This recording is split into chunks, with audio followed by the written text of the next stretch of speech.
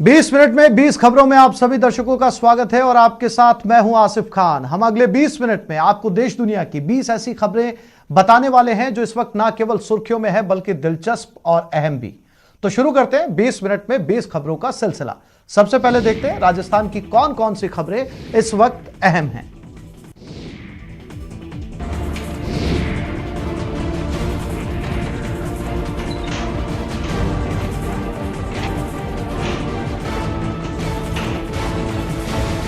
एक एक कर 3 ताले तोड़े गए, 3 दरवाजे खोले गए, तब जाकर इस महिला और इसके 2 साल के बच्चे को आजादी नसीब हो पाई।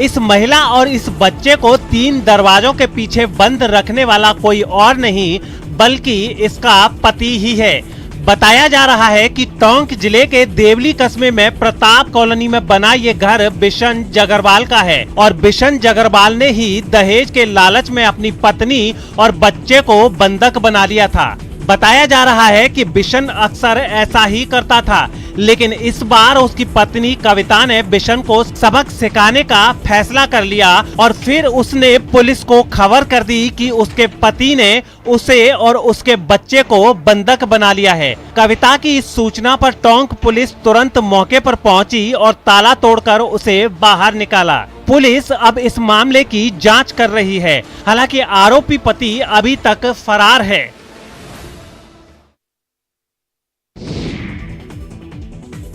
लहूलुहान चेहरा लेकर चूरू पुलिस के पास आए ये पवन सोनी हैं। हैरान करने वाली बात ये है कि पवन की ये हालत किसी और ने नहीं बल्कि उस औरत ने की है जिसके साथ कभी 7 जन्मों तक रिश्ता निभाने की पवन ने कसम खाई थी। पवन ने हिमांशी के साथ 7 फेरे तो जन्म जन्मांतर के बंधन के लिए थे, लेकिन शादी के चंद दिनों बाद दोनों में लड़ाई झगड़ा शुरू हो गया और मामला तलाक तक जा पहुंचा। मंगलवार को पवन चूरू के पारिवारिक कोर्ट में तलाक पर सुनवाई के लिए ही आए थे और वहीं सुनवाई के बाद उनकी पत्नी हिमांशी ने अपने भाई के साथ मिलकर कथित तौर पर पवन सोनी की पिटाई कर दी। हिमांशी ने पवन को नाखूनों से इस कदर नोचा कि उसका चेहरा लहूलुहान हो गया। पवन ने अब इस मामले की रिपोर्ट दर्ज कराई है।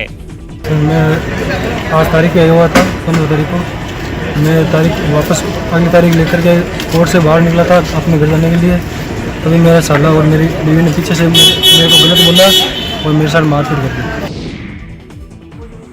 राजसमंद के आगल चौराहे की ये वही दुकानें हैं जहां से चोरों ने चुपके चुपके लाखों के माल पर हाथ साफ कर लिया है। राजसमंद से जो खबर आई है उसके मुताबिक आगल चौराहे पर एक ही रात में चोरों ने सेंध लगाकर 5 दुकानों में चोरी की और इस दौरान चोर लाखों का माल अपने साथ ले गए। जिन दुकानों में चोरी हुई है उसमें मेवाड़ मोटर्स, महालक्ष्मी वस्त्र भंडार, पायल स्वीट्स, श्रीदेव इलेक्ट्रॉनिक्स और कृष्णा फैशन शामिल हैं। पीड़ित दुकानदारों ने इसके खिलाफ केलवा थाने में मुकदमा भी दर्ज करा दिया है और पुलिस ने भी इस मामले की जांच शुरू कर दी है। जयपुरा पंचायत के अंदर ये रात को चोरी हुई है। 6 दुकानों के ताले तोड़े हैं। कम से कम 1.5 लाख रुपए का सामान यहाँ से चोरी करके ले गए हैं। ये 4 महीने में 3-4 बार ये घटना हो चुकी है और प्रशासन इसके खिलाफ कोई कार्रवाई नहीं कर रहा है। इसीलिए ये सब लोग यहाँ इकट्ठे हो रहे हैं और ये चाहते हैं कि यहाँ पे कार्रवाई होवे। अभी दुकानें वालों के पहले से ही तो ये लॉकडाउन का असर चल रहा है, धंधा है नहीं है और ऊपर से ये हो रहा है तो ये प्रशासन कर क्या रहा है फिर। मरूधरा में राष्ट्रीय स्वास्थ्य मिशन के तहत की गई सामुदायिक स्वास्थ्य अधिकारी की परीक्षा देने वाले अभ्यर्थियों के लिए बड़ी खुशखबरी है। सरकार अब सीएचओ के 6,310 पदों के बजाय 7,810 पदों पर भर्ती करेगी। मुख्यमंत्री ने मंगलवार को 1500 अतिरिक्त पदों पर भर्ती के प्रस्ताव को मंजूरी दे दी है। दरअसल आयुष्मान भारत अभियान के तहत राजस्थान में साल 2022 तक उप स्वास्थ्य केंद्र स्तर तक के सभी स्वास्थ्य संस्थानों को हेल्थ एंड वेलनेस सेंटर के रूप में विकसित किया जाना है। इसके लिए 6,310 पदों पर भर्ती के लिए 31 अगस्त को नोटिफिकेशन जारी किया गया था, लेकिन बाद में सरकार ने जरूरत को देखते हुए इन पदों की संख्या में बढ़ोतरी का फैसला किया था। बताया जा रहा है कि कोरोना वायरस महामारी के दौर में बार बार परीक्षा का आयोजन करवाना संभव नहीं होने के चलते सीएचओ की प्रक्रियाधीन भर्ती के लिए पदों की संख्या बढ़ाकर 7,810 कर दी है। खास बात ये कि सरकार ये भर्ती संविदा के आधार पर कर रही है और इन संविदा कार्मिकों को एनएचएम के पीआईपी के प्रावधानों के तहत मानदेय और प्रोत्साहन राशि दी जाएगी। गुरुवार को गहलोत सरकार के इस कार्यकाल के 2 साल पूरे हो रहे हैं। इस मौके पर गहलोत सरकार ने पूरे राज्य में अपने मंत्रियों को दौरा कराने का फैसला लिया है। इस दौरे के दौरान प्रदेश सरकार के मंत्री राज्य के सभी 33 जिलों में जाएंगे और वहां राज्य सरकार के 2 साल के कार्यों की उपलब्धियों को जनता को बताएंगे। सचिवालय से जारी आदेशों के मुताबिक 2-2 मंत्रियों के कुल 11 ग्रुप बनाए गए हैं। 2-2 मंत्रियों की टीम प्रदेश के 3-3 जिलों का 19 और 20 दिसंबर को दौरा करेगी। ये टीम हर जिले में कलेक्टर के साथ बैठक कर प्रस्तावित कार्यों की समीक्षा भी करेगी। सिर्फ इतना ही नहीं, सभी मंत्री जिले में प्रेस कॉन्फ्रेंस भी करेंगे, जिसके जरिए वे सरकार की उपलब्धियों को जनता के बीच पहुंचाएंगे। इसके अलावा राज्य सरकार की फ्लैगशिप योजनाओं की भी समीक्षा की जाएगी। साथ ही इस बात की जानकारी भी जुटाई जाएगी कि पिछले 2 साल में क्या क्या काम हुए और जनता आगे कौन सा काम होते देखना चाहती है। भरतपुर की डिग नगर पालिका चुनाव में निर्विरोध चुने गए और बीजेपी से कांग्रेस में आए निरंजन सिंह टकसालिया का कांग्रेसी नेताओं और कार्यकर्ताओं ने गर्मजोशी से स्वागत किया। भरतपुर के एक होटल में आयोजित इस स्वागत समारोह में विधायक विश्वेंद्र सिंह के बेटे अनिरुद्ध सिंह ने निरंजन टकसालिया को फूल माला पहनाकर स्वागत किया। इस दौरान नवनियुक्त अध्यक्ष निरंजन टकसालिया ने कहा कि वो विधायक विश्वेंद्र सिंह के नेतृत्व में डिग में विकास कार्यों को गति देंगे और नगर पालिका की आय बढ़ाने की कोशिश करेंगे। इस दौरान अनिरुद्ध सिंह ने कहा, डिग में निर्विरोध अध्यक्ष बनना ऐतिहासिक है और कांग्रेस के लिए उत्साह की बात है। डेफिनेटली अनअपोज्ड बने, लेकिन मेरे नेतृत्व में नहीं हुआ है, महाराज साहब के नेतृत्व में हुआ है। वो वहाँ से एमएलए हैं और आई थिंक ये कांग्रेस पार्टी के लिए एक सेलिब्रेट करने की बात है कि अनअपोज्ड हम लोगों ने ऑलरेडी नगर पालिका में चयन किया है। जनता की डी की जनता द्वारा जो प्यार दर्शाया गया है, इस कारण निर्विरोध में चेयरमैन चुना गया हूँ।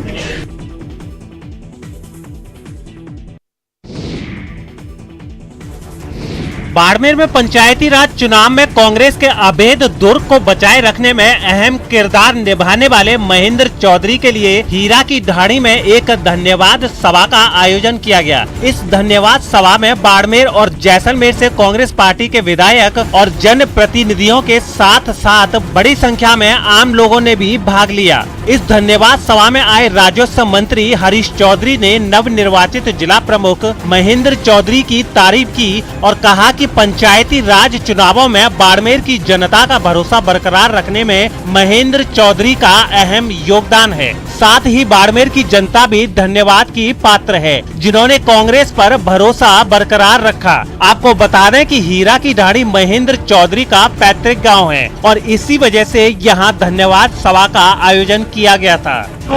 ये जीत किसकी हुई? आज मेरे विपक्ष के अंदर तीनों जने, जो तीनों उम्मीदवार थे, 3 पार्टी थे, वो लड़े और अभी तीनों के तीनों आपको सबको पता है, आपका बहुमूल्य समय है, आप उसको, मेरा मानना है कि व्यर्थ नहीं होना चाहिए। आरएलपी थी, बीजेपी थी और बीएसपी के उम्मीदवार थे किशोर सिंह जी। मंगलवार की रात अचानक चली सर्द हवाओं से महज 3 घंटे के अंदर पारा 5 डिग्री सेल्सियस तक लुढ़क गया। रात 8 बजे तापमान 20 डिग्री सेल्सियस के आसपास था, लेकिन 10 किलोमीटर रफ्तार से चली ठंड हवाओं से रात 11 बजे ये 15 डिग्री सेल्सियस पर आ गया। कोटा के अंदर सूर्य भगवान के 2 दिन से दर्शन नहीं हो पा रहे हैं। मौसम विभाग ने 8 जिले श्री गंगानगर, हनुमानगढ़, बीकानेर, चूरू, सीकर, झुंझुनू, अलवर और भरतपुर के लिए शीतलहर की येलो वार्निंग भी जारी कर दी है। इस वार्निंग में कहा गया है कि इन जिलों में 18 दिसंबर तक शीतलहर चलेगी। दिन रात के तापमान में 2 से 3 डिग्री की गिरावट आएगी और हाड़ कपाने वाली ठंड भी पड़ेगी। अभी सर्दी में जहाँ तक हो सके आदमी को जो है पूरी सुरक्षा के साथ बाहर निकलना चाहिए। क्योंकि ये सर्दी ऐसी है कि कभी भी जो है किसी को भी जानलेवा साबित हो सकती है। कड़ाके की इस ठंड से लोगों का हाल बेहाल हो रहा है और ऐसी हालत में उन्हें अलाव का सहारा लेना पड़ रहा है। साथ ही इन दिनों गर्म पेय की डिमांड भी बढ़ गई है। लंबे अरसे के बाद अलवर जिले की सरिस्का टाइगर रिजर्व से बड़ी खुशखबरी आई है। यहाँ के डावली गांव के पास जंगल में बाघिन ST-14 के साथ 2 शावक नजर आए हैं। इससे पहले बाघिन ST-14 के साथ एक ही शावक नजर आया था। बाघिन ST-14 को लेकर जो जानकारी मिली है उसके मुताबिक मंगलवार की अहले सुबह करीब 2:11 पर कैमरा ट्रैप में जो कुछ भी रिकॉर्ड हुआ है उसमें साफ नजर आ रहा है कि बाघिन ST-14 के साथ एक नहीं दो शावक हैं। बाघिन ST-14 और 2 शावक को लेकर आ रही इस खबर की सरिस्का प्रशासन की ओर से पुष्टि भी कर दी गई है। आपको बता दें कि नए शावक की एंट्री के साथ ही सरिस्का टाइगर रिजर्व में अब कुल 21 बाघ हो गए हैं, जिसमें 6 नर बाघ, 10 बाघिन और 5 शावक हैं। सरिस्का में नए शावक की एंट्री से यहां आने वाले सैलानियों और सरिस्का प्रशासन की मनमांगी मुराद पूरी हो गई है और ये खबर बाघों को बचाने की कोशिश में एक मंगल सूचना की तरह है। 20 मिनट 20 खबरों में अब बात करते हैं दूसरे प्रदेश की खबरों की। शुवेंदु अधिकारी ने बीजेपी में जाने की खबरों के बीच बंगाल के हल्दिया में शक्ति प्रदर्शन किया। खबर है कि 19 दिसंबर को वो अमित शाह की मौजूदगी में बीजेपी का दामन थामेंगे, जिससे कुछ दिन पहले उन्होंने हल्दिया में एक रैली की और ममता बनर्जी को अपनी ताकत दिखाई। शुवेंदु अधिकारी जैसे ही रैली में पहुंचे, उनके समर्थकों ने उन्हें घेर लिया और वो बड़ी मुश्किल से मंच तक पहुंचे। इन लोगों में कई तो उनके समर्थन में टोपी भी लगाए दिखे। लोगों का ऐसा जोश देखकर वो भी खुशी से फूले नहीं समाये और आने वाले चुनाव का जिक्र करते हुए मंच से जमकर गरजे। नंदीग्राम आंदोलन में ममता के सहयोगी रहे शुवेंदु अधिकारी के जल्द ही बीजेपी में शामिल होने की खबर है। पिछले कई दिन से वो जिस तरह से टीएमसी से कटे कटे नजर आ रहे हैं, उससे इसके संकेत भी मिलने लगे। हल्दिया की इस रैली में भी उन्होंने ममता का नाम लिए बिना अपने ही तेवर बरकरार रखे। ये शुवेंदु अधिकारी कोनो पौधे लोभ करें ना। ममता के खिलाफ बगावत का बिगुल फूंक चुके शुवेंदु अधिकारी भले ही बीजेपी के पाले में जाने की बात अपने मुंह से न बोलें, लेकिन मुकुल रॉय ने डंके की चोट पर इसका ऐलान कर दिया। क्या वो आपके साथ आने वाले हैं? ये तो फैसला हो गया है, 2-4 दिन के अंदर ये समय का अपेक्षा है, वो आ जाएगा। जिसके बाद टीएमसी नेता शुवेंदु अधिकारी पर बरस पड़े। शायद पहले से वो बीजेपी से भी मिले हुए थे। पता चला कि ममता बनर्जी ने शुवेंदु को मनाने का जिम्मा टीएमसी सांसद शौकत राय को सौंपा था, जिन्होंने आखिरकार अपने हाथ खड़े कर दिए।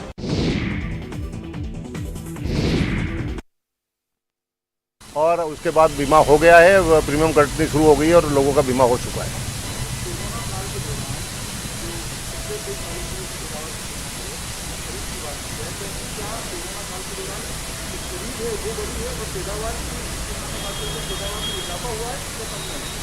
नहीं, कोरोना महामारी का पैदावार पे कोई फर्क नहीं पड़ा है। मौसम के आधार पर पैदावार होती है, तो पैदावार तो ठीक है, लेकिन खरीद का काम भारत सरकार जो हमें टारगेट देती है उसी से करना पड़ता है। स्टेट सरकारें कोई भी समर्थन मूल्य पे माल खरीदने की स्थिति में आज की तारीख में नहीं है, इसलिए जितना टारगेट उन्होंने दिया उतना तो खरीदा है।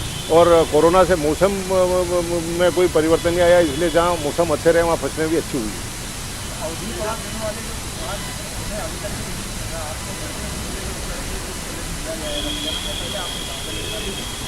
अवधि पार वालों का ऋण देने का प्लान चल रहा है, लेकिन वो उसमें जो नेगेटिव लिस्ट में नाम है या जिनका लेन देन सही नहीं था, उन लोगों को इन्होंने बाहर कर रखा है। तो मैं विचार कर रहा हूँ कि मतलब जब 2 बार ऋण माफ़ी के बाद भी लोगों ने समय पर भुगतान नहीं किया, इसलिए अधिकारी कह रहे हैं कि इस व्यक्ति का लेन देन, इस काश्तकार का लेन देन सही नहीं है, आगे भी ऋण लेगा ये तो वापस जमा नहीं कराएगा, ये दुविधा में फंसे हुए हैं। लेकिन मैंने कहा कि आर्थिक स्थिति किसी भी कारण से किसान की खराब हो गई होगी, तो एक बार शुरुआत तो आप करिए, ताकि अब शुरुआत हो जाए तो किसान और हिदायत कर दो उसको 5,000 से शुरू करो। ऋण देना जरूरी नहीं कि उसको 50,000 दें या 1.5 लाख दें या 2 लाख रुपए तक का हमारी पावर है तो 2 लाख तक दें, 5 से शुरू करो, उसका लेन देन सही रहे तो आगे और बढ़ाया जा सकता है। तो उसमें प्रक्रियाधीन है, उसको जल्दी जल्दी पूरा करेंगे।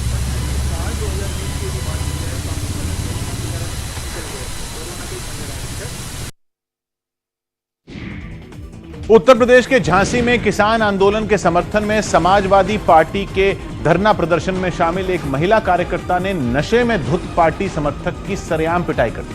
आरोप है कि प्रदर्शन के दौरान वह आदमी महिला को घूरने के साथ साथ उस पर लगातार छींटाकशी कर रहा था, जिससे परेशान होकर पेशे से वकील उस महिला कार्यकर्ता ने बीच धरने में ही उसकी पिटाई शुरू कर दी। गुस्से में तमतमाई वो महिला उस पर ताबड़तोड़ थप्पड़ों की बरसात करती दिखाई दी।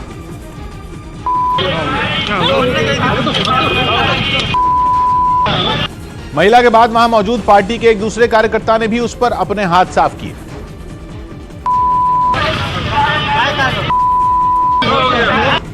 वहां से आए एक दूसरे वीडियो में महिला उसे जमीन पर गिराकर पीटती नजर आई। प्रदर्शन की वजह से वहां समाजवादी पार्टी के कई दूसरे कार्यकर्ता भी मौजूद दिखे, लेकिन किसी ने भी बीच बचाव करने की कोशिश नहीं की।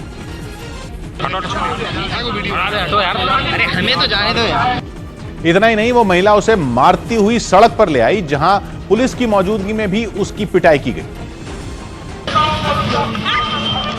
बवाल नहीं करो, वो अपने आप कर लेंगे। हालांकि बाद में नशे में धुत उस आदमी को पुलिस वाले अपने साथ ले गए। उत्तर प्रदेश के मेरठ से कुछ दिल दहला देने वाली तस्वीरें सामने आईं, जहां एक बिजली घर में भीषण आग लगने से दहशत मच गई। बताया गया कि किसी गड़बड़ी की वजह से वहां के एक ट्रांसफार्मर में पहले धमाका हुआ और फिर उसमें आग लग गई। देखते ही देखते ट्रांसफार्मर आग के गोले में तब्दील हो गया। आनन फानन में वहां पहुंचे दमकल कर्मी दहकती लपटों पर पानी की बौछार करने लगे। आग बिजली घर में लगी थी, लिहाजा वहां अफरा तफरी मच गई।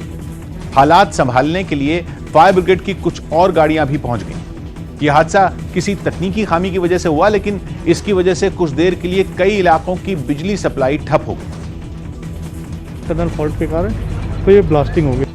हालांकि थोड़ी देर बाद हालात काबू में आ गए, लेकिन आग से लाखों का नुकसान हो गया। कर्नाटक के कोलार में आईफोन बनाने वाली एक फैक्ट्री में तोड़फोड़ करने के आरोप में पुलिस ने करीब 100 लोगों को गिरफ्तार कर लिया। बताया गया कि वेतन नहीं मिलने से नाराज इस फैक्ट्री के सैकड़ों कर्मचारियों ने वहां हंगामा किया और वो इतने गुस्से में आ गए कि उन्होंने फैक्ट्री में तोड़फोड़ शुरू कर दी। उनके सामने जो कुछ भी आया उन्होंने उस पर अपना गुस्सा निकाल दिया, सामान को इधर उधर फेंक दिया। बड़ी संख्या में जुटे कर्मचारियों में किसी ने आईफोन बनाने वाली इस फैक्ट्री के शीशे तोड़ दिए, तो किसी ने कुर्सियों को नुकसान पहुंचाया, तो कोई फैक्ट्री की पार्किंग में पहुंच गया। वहां खड़ी गाड़ियों को पलट दिया गया। एक तस्वीर में तो फैक्ट्री के बाहर मौजूद एक कार आग की लपटों में घिरी थी।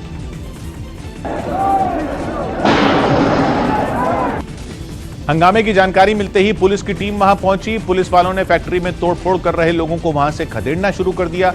कुछ लोगों पर डंडे भी बरसाने पड़े, जबकि कुछ को गिरफ्तार कर लिया गया। कुछ प्रदर्शनकारी ऐसे भी दिखे जिन्हें पुलिस की गाड़ी में बैठाना मुश्किल हो गया, लेकिन किसी तरह उन्हें वहां से थाने ले जाया गया। दिल्ली के पास हरियाणा के गुरुग्राम से एक दिल दहला देने वाला वीडियो सामने आया, जिसमें छात्रों से भरी एक वैन रोडवेज बस से टकरा गई, जिसके बाद इस दर्दनाक हादसे में 3 छात्रों की मौत हो गई। जो तस्वीरें सामने आई उनमें एक तस्वीर में दिखा कि एक वैन बाईं तरफ से मुड़ी, बस से उसकी जोरदार टक्कर हो गई। इसके बाद छात्रों से भरी गाड़ी बेकाबू होकर रेलिंग से भिड़ गई। टक्कर इतनी खतरनाक थी कि उसमें बैठे कुछ छात्र अपनी सीटों से उछलकर बाहर गिर पड़े। हादसे के तुरंत बाद आसपास के लोग मदद के लिए वहां पहुंचे और वैन में फंसे लोगों को निकालने की कोशिश करते दिखे। इस हादसे में वैन का एक हिस्सा बुरी तरह टूट गया। इको गाड़ी क्रॉस करने लगी रोड को, तो रोडवेज बस भी स्पीड में थी और दोनों को टक्कर हो गई। 20 मिनट 20 खबरों में अब बात करते हैं कुछ अंतर्राष्ट्रीय खबरों की। अफगानिस्तान की राजधानी काबुल में दिन दहाड़े हुए हमले में डिप्टी गवर्नर समेत 3 लोगों की मौत हो गई। हमलावरों ने उनकी गाड़ी को बम से उड़ा दिया, जिससे उनकी गाड़ी के परखचे उड़ गए और उसमें आग लग गई। काबुल से सामने आई तस्वीरों में उनकी गाड़ी लपटों में घिरी दिखाई दी। धमाके की जानकारी मिलते ही वहां फायर ब्रिगेड और पुलिस की गाड़ियां पहुंची, जिसके बाद गाड़ी में लगी आग को बुझाने की कोशिश शुरू की गई। कुछ देर बाद गाड़ी में लगी आग को बुझा लिया गया, लेकिन इस धमाके में गाड़ी में सवार डिप्टी गवर्नर और उनके सुरक्षाकर्मी की मौत हो गई। इस हमले में 2 और लोग भी बुरी तरह घायल हो गए। हादसे के बाद सुरक्षा बल के जवान वहां पहुंचे और छानबीन शुरू की। कुछ जवान बम धमाके में बर्बाद हो चुकी गाड़ी को वहां से ले जाते दिखाई दिए। हमले के बाद पूरे इलाके को छावनी में तब्दील कर दिया गया।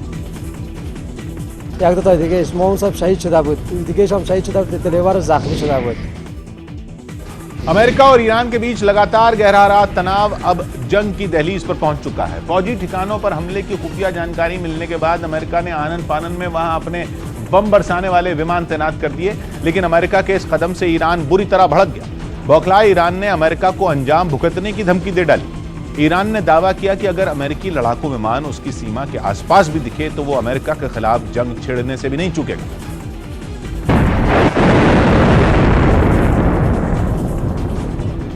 अमेरिका की इस तैनाती की वजह ईरान से आई एक खुफिया रिपोर्ट है।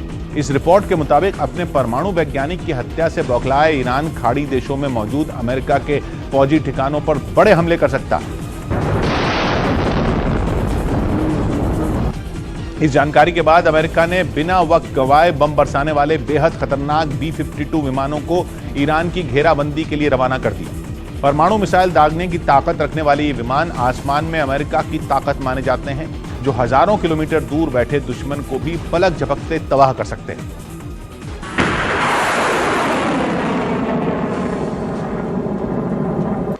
यही नहीं, अमेरिका ने ईरान की निगरानी के लिए वहां अपने सबसे ताकतवर जंगी जहाज USS निमित्ज को भी तैनात किया है, लेकिन अमेरिका की इस घेरेबंदी से ईरान बुरी तरह चिढ़ गया।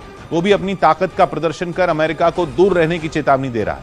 ऐसे में अब अगर इस इलाके में एक छोटा सा टकराव भी हुआ तो उसके बड़ी जंग में बदलते देर नहीं लगेगी।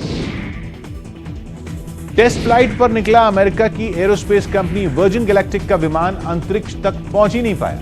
आम लोगों को अंतरिक्ष में घुमाने के लिए बनाए जा रहे इस प्लेन में तकनीकी खराबी आने के बाद उसकी इमरजेंसी लैंडिंग करानी पड़ी। पायलटों के साथ यह विमान की पहली टेस्ट फ्लाइट थी, लेकिन उसकी रॉकेट मोटर ही नहीं चली, जिस वजह से विमान वापस घुमाना पड़ा। चुक रहा कि प्लेन आराम से लैंड कर गया और दोनों पायलट बिल्कुल सुरक्षित हैं।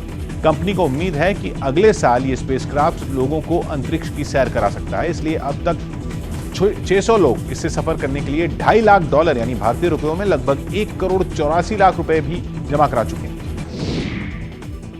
रूस के नए और बेहद ताकतवर रॉकेट का परीक्षण कामयाब रहा। अंगारा A5 नाम का यह रॉकेट भारी भरकम सामान को पृथ्वी की ऊपरी कक्षाओं में भी ले जा सकता है। जैसे ही काउंटडाउन खत्म हुआ, इंजन चालू हो गए और रॉकेट आसमान की तरफ बढ़ने लगा।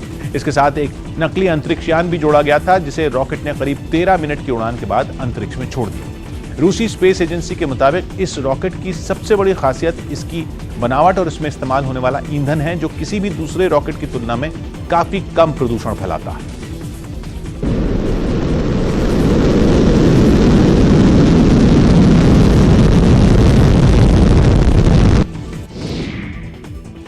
ऑस्ट्रेलिया के कई राज्य भारी बारिश के बाद आई बाढ़ से बुरी तरह जूझ रहे हैं। वहां तूफान और मूसलाधार बारिश की वजह से समंदर में लगातार ऊंची ऊंची लहरें उठ रही हैं और किनारों पर मौजूद रिहायशी इलाकों पर कहर ढा रही हैं। मौसम की मार झेल रहे न्यू साउथ वेल्स के कुछ इलाकों से डराने वाली तस्वीरें सामने आई, जहां ताकतवर लहरें भारी भरकम पेड़ों को जड़ समेत उखाड़कर अपने साथ ले जाती थी।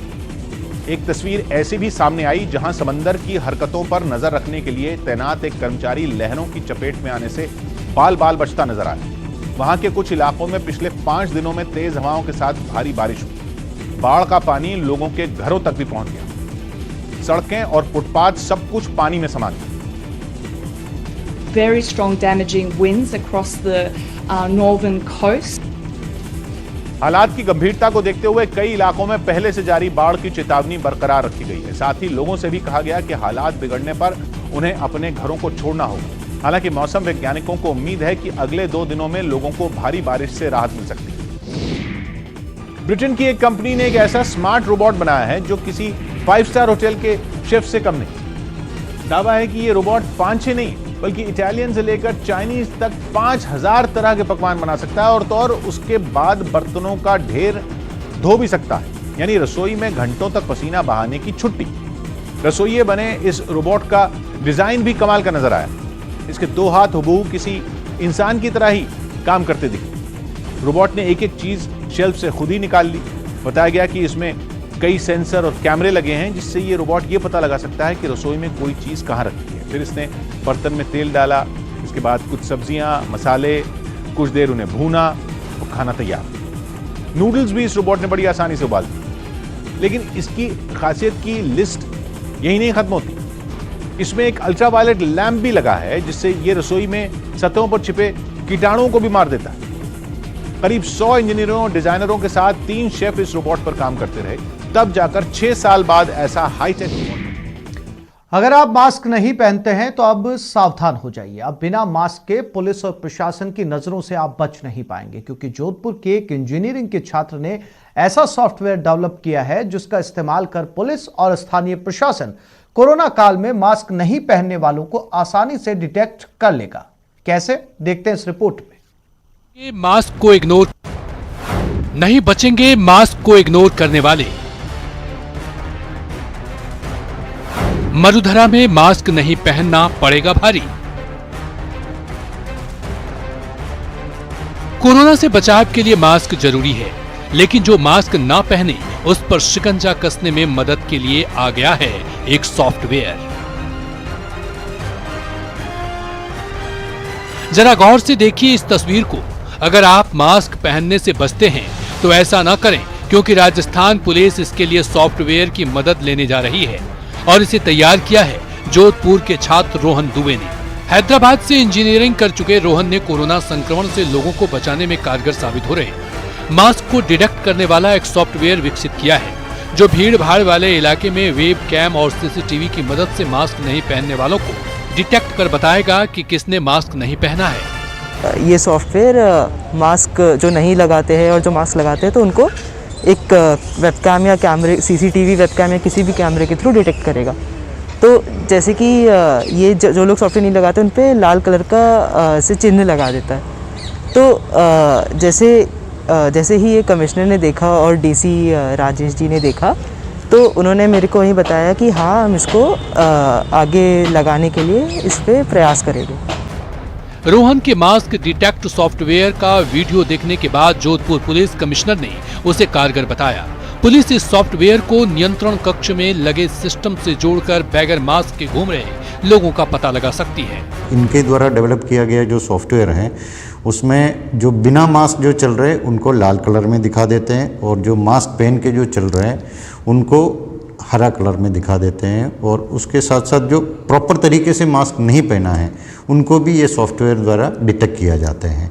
और एक बहुत बढ़िया अच्छा इनोवेशन है, और निश्चित रूप से इसको मेरा ये पूरा मानना है कि आने वाला टाइम में एनफोर्समेंट में, विशेष रूप से जो मास्क एनफोर्समेंट में, ये काफ़ी कारगर हो सकते हैं। कोरोना संक्रमण को फैलने से रोकने में मास्क का महत्वपूर्ण योगदान है।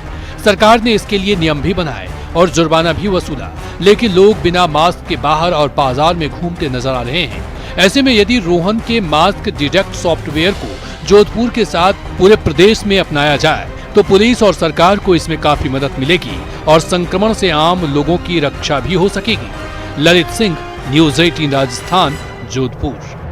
तो 20 मिनट 20 खबरों में फिलहाल इतना ही। नमस्कार।